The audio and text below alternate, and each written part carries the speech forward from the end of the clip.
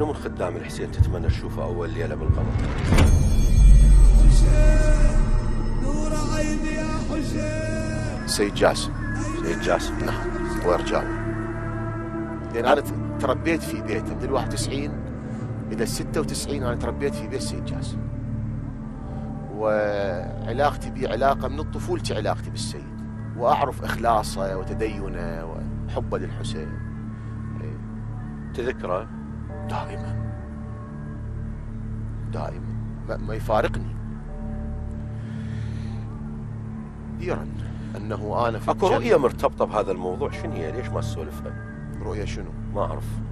أكو فد رؤية أنت شايفها ما تقبل تسولفها. صحيح، بس أنا ما سولفت لك، يعني متعجب منين أنت هذا؟ إحنا ما سوينا إعداد قبل الحلقة أنا وياك. كل الكادر يشهد والحسين يشهد إنه إعداد ماكو إعداد، شهد الله. ولكن أنا عندي إحساس للقاء جمعني بيك مرة من المرات. وأثناء عابر الكلام أنت عبرت وتعديت، ما قبلت أن تتكلم. لا، أنا مرة شفت في عالم الرؤيا القيامة قائمة، وشفت الحسين عليه السلام جالس بعيد عن الناس. طبعا مليارات البشر واقفة، مليارات إذا مو أكثر. نعم. وأكو فد مجلس معقود أمامي، إيه، اللي يقرأ على المنبر في عرصات القيامة سيد جاسم. الله. أي. والحسين قاعد بصف المنبر، وأكو سادة بصف الحسين عليه السلام. والخلائق هاي من زمن آدم إلى يوم القيامة واقفة تنظر للمجلس، وأنا أمامهم واقف. فسيد جاسم يجيب بعض المعلومات عن رزية الحسين، ويلتفت للحسين اللي هو كان مطرق برأسه. الله. يقول له: سيدي أبا عبد الله. أنا شلون عرفت الحسين؟ من كلام سيد جاسم. يقول له: سيدي أبا عبد الله، هاي المعلومة اللي قلتها صحيحة يولا؟ فالجالس يأشر براسه يقول له: صحيح. يقرأ مصيبة ثانية، على ما أتذكر مصيبة الرضيع كذا، ويسأل الحسين يقول له: سيدي، هاي المعلومات اللي أقولها صحيحة؟ فيأشر براسه نعم. بعد قليل اللي حاكيه سيد جاسم ويقول له صحيح، اللي يقول له: سيدي أبا عبد الله، بدأ يشيل راسه على الخلائق. فأنا شفت عيونه كبيرة، هذا فقط الشفته. في قلبي قلت: إذا الحسين هكذا جماله، أمير المؤمنين شنو، فاطمة الزهراء شنو؟ فتبسم، يعني كأنه هاي الكلمة اللي قلتها في داخلي تبسم عليها، وهاي الخلائق قامت تركض على الحسين بس بمكانها. انت شايف المنظر؟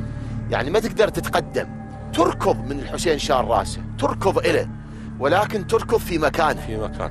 واستيقظت من النوم. هاي من الرؤى اللي ما أنساها. عن رأي أكو عند شيء آخر من الحسين سلام الله عليه، ولكن أتمنى تاخذ يم الوالد والوالدة. تمام. الخدام الحسين فتح هناك. تمام. جزاك الله خير، جزاك الله خير. شنو اللي خلى محاضراتك كلها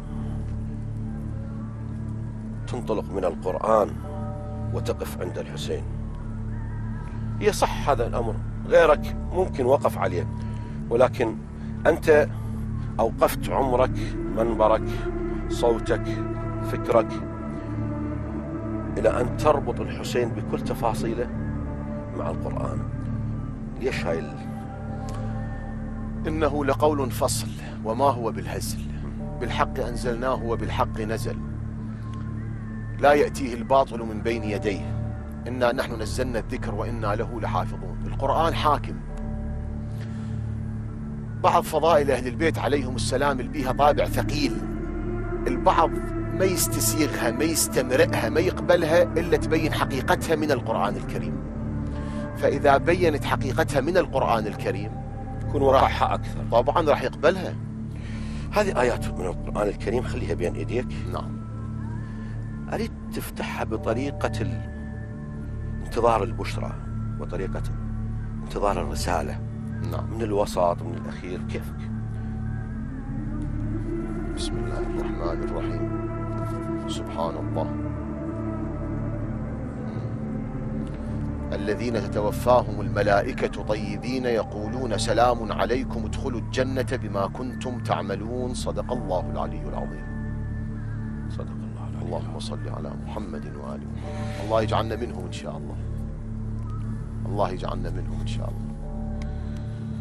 ايه الله يجعلنا منهم إن شاء الله. ممكن أن تكون هاي الآية في يوم من الأيام محاضرة تتكلم عنها؟ طبعا بعونه تعالى، طبعا من الآيات المهمة هذه الآية. شيخ زمان